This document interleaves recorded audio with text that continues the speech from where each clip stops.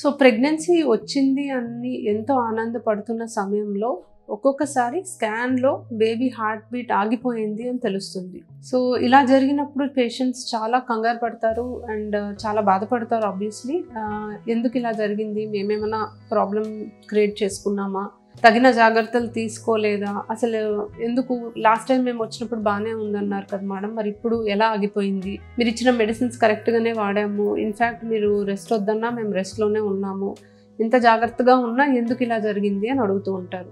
So baby heart beat వచ్చాక అది మళ్ళీ ఆగిపోవడానికి కారణాలు ఏంటి అండ్ ఇలా జరిగినప్పుడు నెక్స్ట్ వాళ్ళు ఏం చేయాలి అనే దాని గురించి డిస్కస్ చేద్దాం.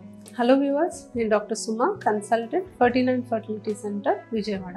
సో నార్మల్గా మనకి ప్రెగ్నెన్సీ వచ్చినప్పుడు స్కాన్లో 5-6 వారాల మధ్యలో బేబీ హార్ట్ బీట్ అనేది మనకు కనిపించాలి. ఒకవేళ 5-6 వారాల మధ్యలో స్కాన్ చేసినప్పుడు అది కూడా రెగ్యులర్ సైకిల్స్ ఉన్న వాళ్ళలో హార్ట్ బీట్ కనుక మనకి కనపడకపోతే ఇంకొక 1 వీక్ 10 డేస్ వరకు మ్యాక్సిమం మనం వెయిట్ చేయగలం. ఎందుకంటే కొన్నిసార్లు ఎంబ్రియో ఏర్పడింది, అతుక్కోవడానికి కొంచెం లేటుగా అతుక్కొని కొంచెం స్లోగా పెరిగే కొద్దీ మనకి హార్ట్ బీట్ రావడానికి అవకాశం ఉంది. లెక్క ప్రకారం 6-7 వీక్స్ వరకు కూడా హార్ట్ బీట్ రాలేదు అంటే మ్యాక్సిమం అది ఇంకా రాదు అని అర్థం. కొన్ని సందర్భాల్లో 5-6 వారాల మధ్యలో హార్ట్ బీట్ వచ్చి తర్వాత సబ్సిక్వెంట్ స్కాన్స్లో మనం చూసుకుంటే హార్ట్ బీట్ ఆగిపోయి ఉండొచ్చు. సో నార్మల్గా ఆల్రెడీ హార్ట్ బీట్ వచ్చి ఆగిపోయింది నెక్స్ట్ స్కాన్లో అంటే ఇంకా వెయిట్ చేసి ఉపయోగం లేదు. సో చాలాసార్లు పేషెంట్ దీన్ని యాక్సెప్ట్ చేయకుండా మేము ఇంకొక 1 వీక్ వెయిట్ చేస్తాం మేడం, మళ్ళీ వస్తుందేమో అని అంటారు. సో ఆల్రెడీ వచ్చిన హార్ట్ బీట్ ఆగిపోయింది అంటే ఆ బేబీ ఇంకా బతకలేదు అని అర్థం. కాబట్టి దానికోసం మళ్ళీ వెయిట్ చేయాల్సిన అవసరం లేదు. బట్ అసలు హార్ట్ బీటే రాలేదు, ఇది మనం చూస్తాము ఈ టైం కల్లా రావాలి అని అనుకుంటాం, బట్ హార్ట్ బీటే రాలేదు అంటే అప్పుడు ఇంకొంచెం టైం ఇచ్చి మనం చూసినా ఉపయోగం ఉంటుంది.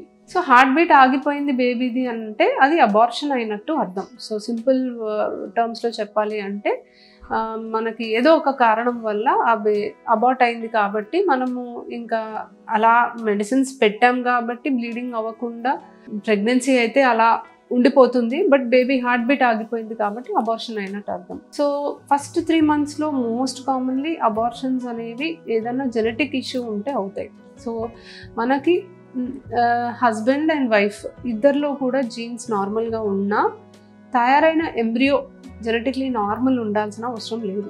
ఎగ్ నుంచి కొన్ని జీన్స్ మదర్ నుంచి వస్తాయి, స్పర్మ్ ఫాదర్ జీన్స్ని క్యారీ చేస్తాయి.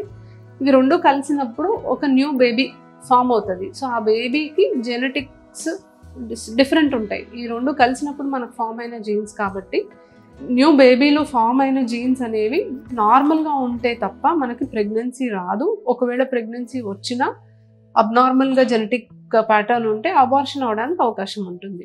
సో ఇన్ఫ్యాక్ట్ ఇది nature's way of rejecting a bad embryo. అంటే అవయవ లోపాలతో కానీ తెలివి తక్కువగా పుట్టడం కానీ ఇలా జరగకుండా బై నేచర్ అది రిజెక్ట్ చేస్తుంది. సో చాలాసార్లు ఇలా పేషెంట్స్ వచ్చి బాధపడుతున్నప్పుడు నేను వాళ్ళకి ఒకటే చెప్తాను, మీకు ఇది ఒక విధంగా మంచి జరిగినట్టే. సో లోపాలు ఉన్న బేబీ పుట్టడం కన్నా అది ముందే మీకు రిజెక్ట్ అయ్యి మీకు ఈసారి హెల్దీ ప్రెగ్నెన్సీ వచ్చే అవకాశం అనేది మీకు వచ్చింది కాబట్టి మీరు కంగారు పడాల్సిన అవసరం లేదు అనే చెప్తాను. ఇది కాకుండా ఇలా హార్ట్ బీట్ ఆగిపోవడానికి వేరే కారణాలు కూడా ఉంటాయి. ఇప్పుడు ఏమైనా హార్మోనల్ ప్రాబ్లమ్స్ ఉన్నాయి, థైరాయిడ్ ప్రాబ్లమ్స్ లేదా షుగర్కి సంబంధించిన ప్రాబ్లం, వాళ్ళు మెడికేషన్స్ వాడట్లేదు, వాళ్ళకి అసలు తెలియదు ప్రాబ్లం ఉంది, ప్రెగ్నెన్సీ వచ్చినప్పుడు ఇలా హార్ట్ బీట్ ఆగిపోయినప్పుడు టెస్ట్లు చేస్తేనే వాళ్ళకి బయటపడుతుంది, లేదా వాళ్ళకి బ్లడ్లో రక్తం గడ్డగట్టే ప్రాబ్లమ్స్ లాంటివి ఏమన్నా ఉన్నాయి. సో ఇలా వేరియస్ రీజన్స్ వల్ల అబార్షన్ అయ్యే అవకాశం ఉంది. సో ఒకసారి ఇలా చూసి మనకు హార్ట్ బీట్ ఆగిపోయింది అని తెలిసినప్పుడు ఏం చేయాలి? సో ఫస్ట్ ఆఫ్ ఆల్ వాళ్ళు ప్రెగ్నెన్సీకి సంబంధించి సపోర్ట్కి వాడుతున్న మెడికేషన్స్ అన్నీ ఫస్ట్ ఆఫ్ ఆల్ ఆపేయాలి. ఆపేసిన తర్వాత ఒకటి మెడిసిన్స్ ద్వారానే ప్రెగ్నెన్సీ లోపల ఉన్న టిష్యూ మొత్తం బయటకు వచ్చేలాగా మనం మెడికేషన్ ద్వారా ట్రై చేయొచ్చు, లేదా డిఎన్సీ అనే ప్రాసెస్ ట్రై చేయొచ్చు. సో మ్యాక్సిమం డిఎన్సీ అవాయిడ్ చేస్తామండి, ఎందుకంటే డిఎన్సీకి మళ్ళీ మత్తిచ్చి చేయాలి, అదొక ప్రొసీజర్ అండ్ మళ్ళీ మనం ఇన్ఫెక్షన్ ఇంట్రడ్యూస్ చేయడానికి అవకాశం ఉంది.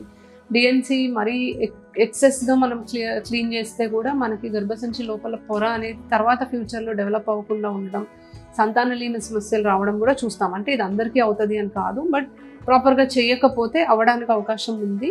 సో 7 వారాల వరకు మనకి పిండం అనేది ఎదిగింది అనుకుంటే 7 వారాల లోపల ఉంటే మెడికల్ మెథడ్స్ ద్వారా మ్యాక్సిమం ట్రై చేస్తామండి.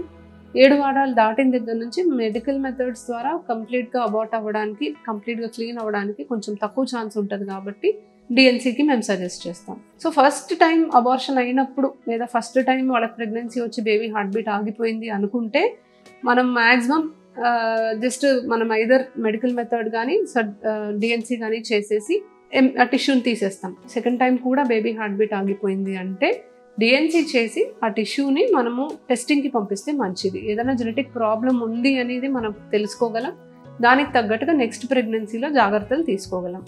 సో ఒక్కసారి అబార్షన్ అయిపోయింది, క్లీన్ అయిపోయింది అంటే ఒక 3 to 6 months గ్యాప్ తీసుకొని వాళ్ళు మళ్ళీ ప్రెగ్నెన్సీ ట్రై చేయొచ్చు. సింగిల్ అబార్షన్ తర్వాత నెక్స్ట్ మళ్ళీ ప్రెగ్నెన్సీ న్యాచురల్గా రావడానికి, హెల్తీగా బేబీ పుట్టడానికి 95% ఛాన్స్ ఉంటుంది. సో కంగారు పడకుండా జస్ట్ కొంచెం టైం ఇచ్చి మళ్ళీ ట్రై చేయొచ్చు. బట్ 2 అబార్షన్స్ అవుతే ఖచ్చితంగా ఒక డాక్టర్ని సంప్రదించి దానికి సంబంధించిన టెస్ట్లన్నీ చేయించుకుంటే మంచిది. Thank you.